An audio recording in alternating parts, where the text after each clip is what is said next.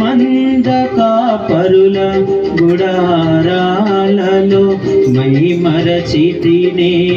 మమతను పంచిన నీపైనే మహిమాన్వితమైన నీ మందలనను దాచిన నీతో సియోను ధ్యానమే నాకు మేలాయెను మహిమాన్వితమైన